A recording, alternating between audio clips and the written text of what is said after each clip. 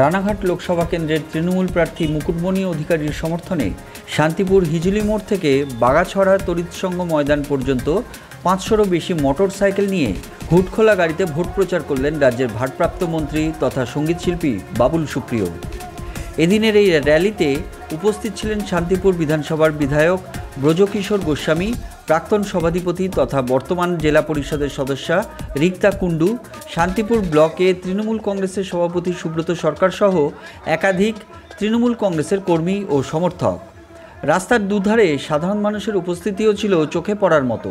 তবে এই মিছিলের শেষে সাংবাদিকদের মুখোমুখি হয়ে সঙ্গীতশিল্পী তথা রাজ্যের মন্ত্রী বাবুল সুপ্রিয় জানান, বিগত 5 বছর সাংসদ জগন্নাথ সরকারকে এখানে দেখা যায়নি, সুতরাং তার বিপক্ষেই ভোট যাবে। সেই সঙ্গে আদিবাসী সম্প্রদায়ের ওপর হামলা প্রসঙ্গে বাবুল সুপ্রিয় জানান, বিজেপি সংখ্যালঘু বিদ্বেষী মনোভাবেই কাজ করে থাকে, সুতরাং এবারের ভোটে তৃণমূলের জয় অবশ্যম্ভাবী।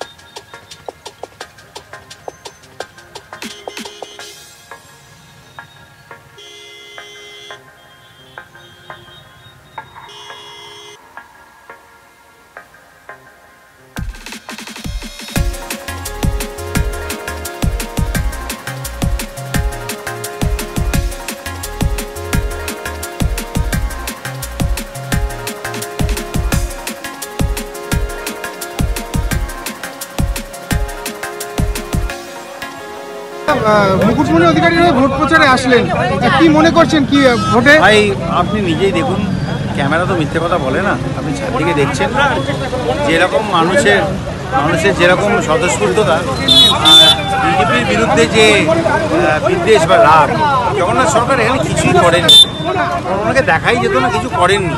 কাজে অত্যন্ত ওনার এখানে দ্বিতীয়বার এসে সাংসদ হিসেবে ভোট চাইবার কোনো অধিকারই নেই। দাদা, একজন আদিবাসী সম্প্রদায়ের মানুষকে মারধরের অভিযোগ উঠেছিল, আজ আদিবাসীরা তার বাড়ির সামনে বিক্ষোভ দেখাচ্ছে জগন্নাথ সরকারের সামনে। অনেক তো জগন্নাথ সরকার এখানে দেখুন, জাতিগত বিদ্বেষ, ধর্ম নিয়ে বিদ্বেষ, এদের মধ্যে একে অপরের মধ্যে মারামারি লাগানো, সন্দেশকারী তার জ্বলন্ত উদাহরণ।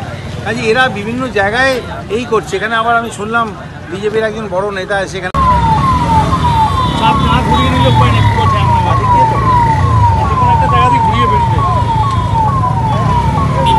দাদা, রানাঘাট লোকসভা কেন্দ্রে একজন অখিল ভারত হিন্দু থেকে দাঁড়িয়েছেন নির্দল প্রার্থী হিসাবে, সেখানে কি মনে হচ্ছে যে তৃণমূল কংগ্রেসের অনেকটাই লাভবান হলো এই ভোটে দাঁড়ানো?